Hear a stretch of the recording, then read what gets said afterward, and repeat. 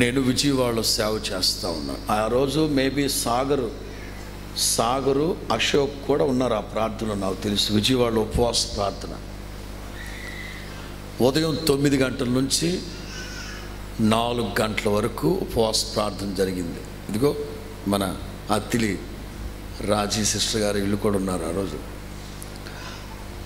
ఉదయం 9 గంటలకు ప్రారంభిస్తే మధ్యాహ్నం 2 గంటల వరకు నేను పాయింట్లు చెప్తానే ఉన్నాను. ఆ వయసు మీద కనుక కొంచెం ఓపిక ఉండి ఎక్కువసేపు నిలబడి చెప్తా ఉన్నా. ఇప్పుడు తగ్గింది అనుకునేది, అప్పటికంటే ఎక్కువే. ఇప్పుడు ఉదయం 9 గంటలకు ప్రారంభించి మధ్యాహ్నం 2 గంటల వరకు చెప్తానే ఉన్నాను. ప్రజలు ఆలకిస్తూ ఉన్నా. 2 గంటలప్పుడు ఏదో పాయింట్ చెప్పి అందరూ మోకరించని ప్రార్థన చేసుకుందాం, దయచేసి అందరూ మోకరించని ప్రార్థన చేసుకుందాం అన్నా. నువ్వు మోకరిస్తావా? అమ్మా, ఇంటికి వెళ్ళిపోదామనే బజ్జో, రాత్రి ఇక్కడ బజ్జో ప్రార్థన చేద్దామని చెప్పాను. నేను కూడా కొంచెం వెనక్కి వచ్చి నేను మోకరించి ప్రార్థన చేస్తూ ఉన్నా.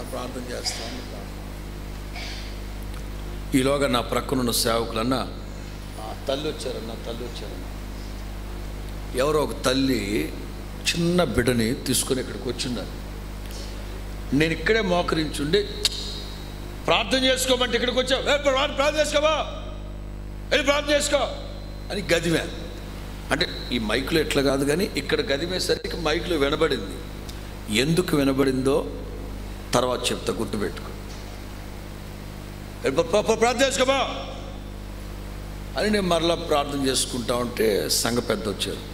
అన్నా, చిన్న మాట. ఏంటి బ్రదరు? బిడ్డ చచ్చిపోయినాడన్నా. చనిపోయాడా? ప్రార్థన చేయించుకుని వెళ్ళిపోద్దంట. అచ్చు బాబాయ్ అని నేను, క్షమించమ్మా అంటే, అయ్యా మేము 9ంటికంత ప్రార్థనకు వచ్చాను. ప్రార్థనకు వచ్చిన అరగంటకే ఈ బిడ్డ చచ్చిపోయాడు. మధ్యలో లేచి వెళ్దామంటే మీరు కోపపడతారేమో అని నేను కూర్చొని ఉన్నా. అయితే మా అబ్బాయితో చెప్పా, మనవడు చచ్చిపోయాడురా, బంధువులందరూ కబురు చేయమని చెప్పా. వాళ్ళందరూ వచ్చి కింద ఉన్నారంట మందిరంలో. అందుకని చిన్న ప్రార్థన చేసి వెళ్ళిపోతానయ్యా పారేసింది. వెంటనే నా బిడ్డ, చిన్న బిడ్డ, ఆ బిడ్డ ఛాతీ మీద చేతి పెడితే చేయబెట్టి ప్రార్థన చేస్తుంది. చెయ్యెత్తి, ప్రభువా ఆ బిడ్డని ఒక్కసారి మీరు జ్ఞాపకం చేసుకున్న ఆయన, ప్రభువా ఎందుకు ఇలా జరిగిందో తెలియదు, ప్రార్థన చేశానండి. ప్రార్థన చేస్తున్నాను. ఉలిక్కిపడి కదిలాడు. హల్లెలూయా, కదిలాడు. వెంటనే ఆశ్చర్యం, అమ్మా బిడ్డ లేచాడమ్మా అంటే, అయ్యా స్తోత్రనాయన. సరే చెప్పదులు, ఎవరు చెప్పదులు, వెళ్ళి కూర్చోమన్నాను. వాళ్ళ బంధువులు వచ్చి కూర్చున్నారు. అయిపోయింది. మరుసటి రోజు గోపి అని బైక్ జోన్ యవనస్తుడు గోపి ఇమ్మానియల్ అని సాగరే బాప్తిస్మ ఇచ్చాడు ఆ అబ్బాయికి, గోపి. మరుసటి రోజు మందిరానికి వచ్చాడు. ఏంటి తమ్ముడు అన్నా, నిన్న జరిగిన ఒక సంగతి మీకు చెప్పాలన్నా. ఏంటి? నిన్న ప్రార్థనలో 2 గంటలప్పుడు ఒక తల్లి వచ్చినప్పుడు మీరు గదిమేరు కదా? గదిమేను. మేము ప్రార్థనలో ఉన్నామన్నా, మీరు గట్టిగా గదివేసరికి ఏంటి పాస్టర్ గారు ఎవరినో కోప్పడుతున్నారంటున్నాడు. నేను కళ్ళు తెరిచి చూశానన్నా. నేను కళ్ళు తెరిచి చూస్తే మీరు ప్రార్థన చేస్తున్నట్టున్నారు.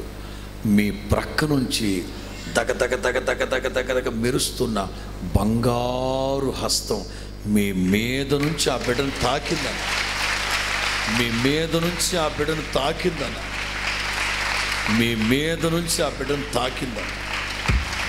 నేను కళ్ళారా చూశాను పాస్టర్ గారు, నేను కళ్ళారా చూశాను. అది మీకు చెప్దామని వచ్చాను. సేవకులు వాక్యం చెప్తా ఉంటే ఆయన హస్తం చాచున్నా. సంఘం అదే ప్రార్థన చేస్తాం. సేవకులు వాక్యం చెప్తూ ఉన్నప్పుడు మీ పరిశుద్ధ సేవకుడని యేసుని అభిషేకించి మీ హస్తం చాపబడి ఉండగా ఈ రాత్రి ఆరాధనలో పాలు పొందిన ప్రతి ఒక్కరిని చాచిన హస్తంతో ముట్టబోతూ ఉన్నాడు ఆయన. హల్లెలూయా. ఎన్ని సంవత్సరాల నుంచి మీరు బలహీనతతో ఉన్నా, 12 సంవత్సరాలు, 18 సంవత్సరాలు, 20 సంవత్సరాలు, 40 సంవత్సరాల నుంచి ఒకవేళ కొన్ని బలహీనతలతో మీరున్నా నీకోసం ఈ రాత్రి చేయి చాపుతూ ఉన్నాడు ఆయన. ఆమేన్.